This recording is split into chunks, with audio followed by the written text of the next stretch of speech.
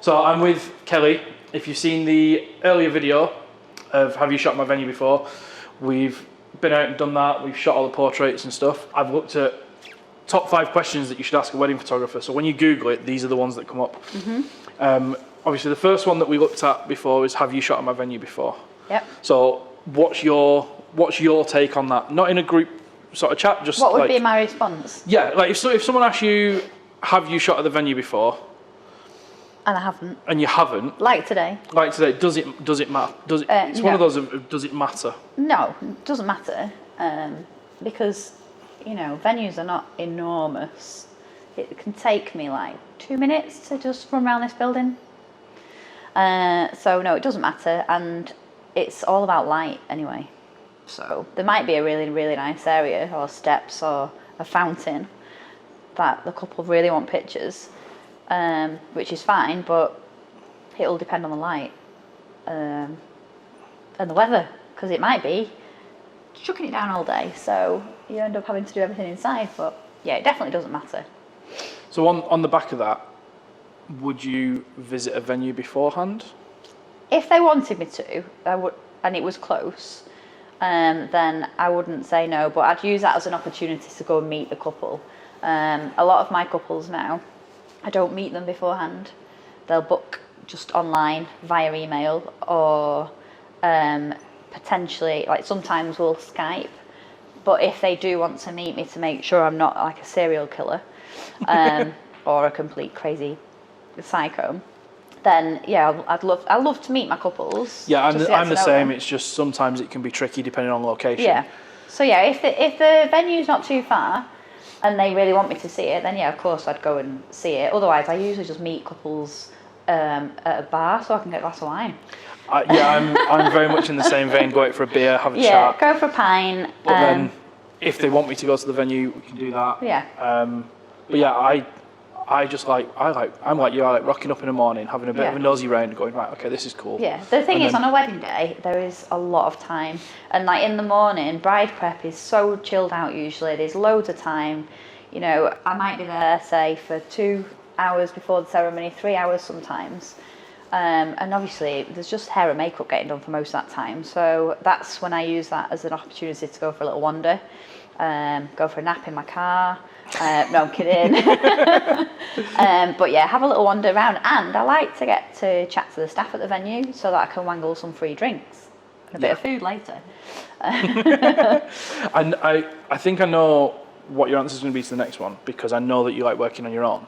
But one of the other questions is, do you have a second photographer, or no? Is there a benefit of a second photographer? I have used second shooters when a couple have really, really wanted it, or if groom prep is just too far for me to get to. If it's, say, a church and then a venue and there's a lot of travelling, I prefer to shoot weddings on my own, just because I feel like if I have a second shooter, I'm looking at where they are when I really should be looking at what's going on to photograph. I feel that on that respect, I'm quite lucky with the second shooters that I use, because we've worked together so much that they're really aware of how I work. Yeah, you need to be able to trust them 100%. Yeah. I like second shooting for people because, the pressure's not on you. You can kind of like relax a little bit and just look more for things rather than kind of worrying about capturing everything. You can get a bit more creative without having the pressure of, being the main photographer. Yeah, definitely. And it is good to have a second shooter, but I just like working on my own. I don't think it's essential either. I think if you've got a really good wedding photographer, they don't. I move very fast. They don't necessarily need that second person there. Yeah, because some couples have said to me like, well, we like different angles, but it's absolutely fine during a ceremony. If it's if I'm allowed to move, if it's not a church where I'm restricted, I can get every angle pretty much covered. I move quite quickly during speeches. I think it comes down to what that couple want. Yeah, definitely. And if they want a second, or they want you to definitely guarantee those angles, like you say, in some places I would much rather have a second shooter with me, because if I'm in a church and stuff where you can't move, then you struggle. One of the other questions that's cropped up quite a bit is, What happens if you're ill or there's an emergency? Oh yeah, I've had this loads of times. Well, I've not been ill loads of times. Yeah. I've had this question loads of Yeah. times. And I sometimes feel like saying to a couple, which I have never done, what happens if you're ill? What, and just turning it round on them? Yeah, just say, well, what happens if you're ill? Or the registrar, or the vicar? But no, if, touch wood, it's never happened. I've never been ill. You know, maybe had a bit of a sniffle or whatever, but I've never been seriously ill. But I have heard of people, you know, suddenly being in an accident or being taken very poorly. I've got loads of different groups because I shoot all around the country quite a lot. So I'm down in Hertfordshire quite a lot, you know, around like Bristol, Bath. I think I'm in lots the of- main thing that comes out of it is that a lot of people don't realise how connected the Yeah. wedding photography world is. Like, if you need someone in a certain area, there are groups out there, Yeah. and So I'm in quite a few emergency cover groups. I think we've got a really, really good network of people out there that can Yeah. help and bail people out if Yeah. absolutely needed. If couples ask me like what would happen if you were ill, unless it's like a Saturday in August, then I would find somebody, but it'd just be a little bit harder possibly to get the people I wanted. But otherwise, you know, it'd be pretty straightforward to get someone or a couple of people even to go and Yeah. shoot a wedding, and then give me the files to edit so it still looks like my style. So yeah, it's. And what gear do you use? And do you have a backup? Well, well. And is it important? I don't think it's really that important, no. I have been an hour about changing to Sony.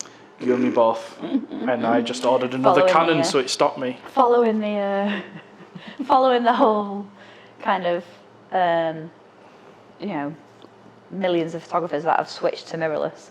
But I am still Canon 5D Mark IVs. I got them when they very first came out, so what, 4 years ago? When did the 5D Mark IVs come I out? have no idea, because I'm still on Mark IIIs at the moment. So, and yeah, I hadn't had them serviced up until the other week when I took them to Van the man in Manchester, who serviced both my cameras, cleaned all my lenses, which were filthy. There was a bug in one of my cameras, which kept wandering around. It was alive for a few days, to be honest.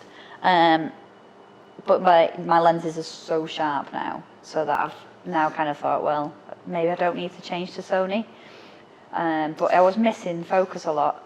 Do you think gear matters?